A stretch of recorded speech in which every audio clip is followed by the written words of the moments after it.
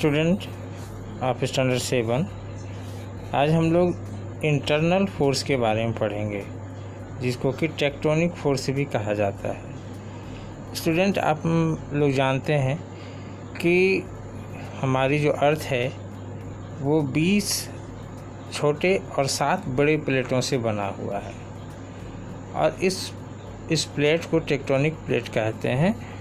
और ये प्लेट क्या करता है कि जो सेकंड लेयर है अर्थ का, जिसको कि हम मेंटल कहते हैं, इस मेंटल के ऊपर ये प्लेट जो है वो स्लाइड करता है, और स्लाइड करने के वजह से धरती पर अलग अलग तरह की स्ट्रक्चर्स का निर्माण करती है। जैसे कि जब ये प्लेट एक दूसरे के करीब आती हैं, है ना, तो उसका अलग अलग मूवमेंट का नाम है। 3 तरह के मूवमेंट होते हैं प्लेटों के। एक होता है कन्वर्जेंट बाउंड्री, एक होता है डाइवर्जेंट बाउंड्री, और एक होता है ट्रांसफॉर्म बाउंड्री। तो इन तीनों मूवमेंट के वजह से कई तरह के स्ट्रक्चर्स बनते हैं। जैसे कि हिमालय का जो निर्माण हुआ है, जो हिमालय पर्वत है उसका निर्माण कैसे हुआ है, या जो प्लेटूज रीजन है उनका कैसे हुआ है, या प्लेन्स हैं, या जो भी है पठार वगैरह, इसका निर्माण किस तरह से हुआ है, ये सारा चीज़ इस प्लेट के मूवमेंट के वजह से ही होता है।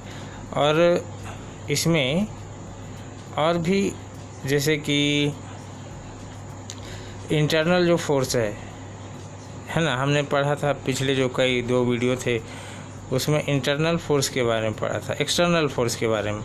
तो एक्सटर्नल फोर्स में हम विंड वगैरह के बारे में बात किए थे, और इसमें जो है धरती के अंदर जो फोर्स काम करती है, और उस फोर्स के वजह से जिसे कि इंडोजेनिक फोर्स कहते हैं, इस फोर्स के वजह से अर्थ सरफेस में क्या क्या बदलाव आते हैं।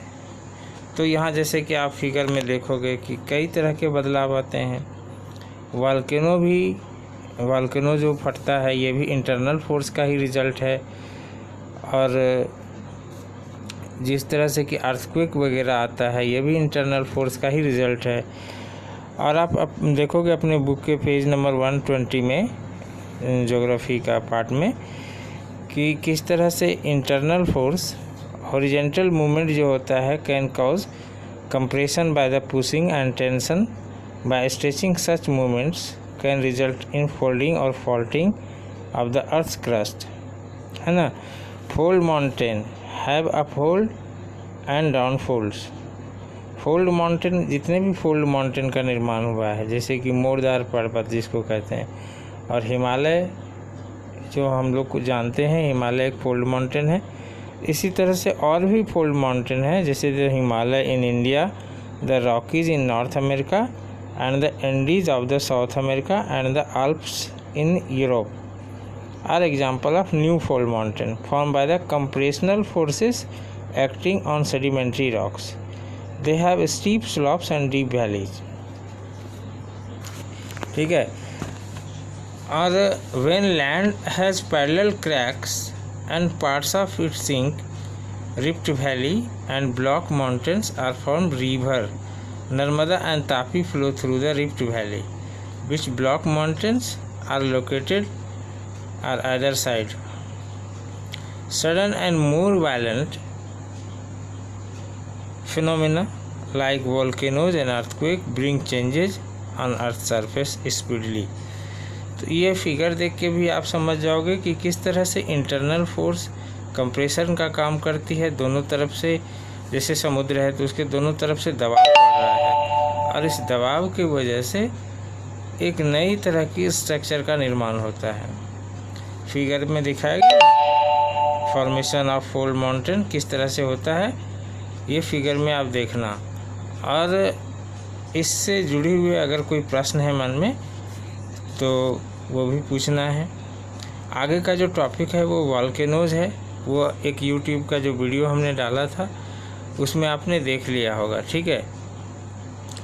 अब जो है नेक्स्ट जो है हम लोग पढ़ेंगे टाइप्स ऑफ वॉल्केनोज ना, कितने तरह के वॉल्केनोज होते हैं। और उसके बाद फिर अर्थक्वेक के बारे में जानेंगे। ठीक है, तो स्टूडेंट आप इसे देखना, समझना, और इसके बारे में और डिटेल से हम लोग क्लास 9 में भी पढ़ने वाले हैं। ठीक है, तो ये इंटरनल फोर्स या एंडोजेनिक फोर्स की वजह से या टेक्टोनिक फोर्स, कई तरह के कई नामों से इसको जाना जाता है। इन फोर्सेस के वजह से अर्थ सरफेस में किस तरह से अलग अलग चेंज आता है, यही इस चैप्टर में जानना ज़्यादा ज़रूरी है ना।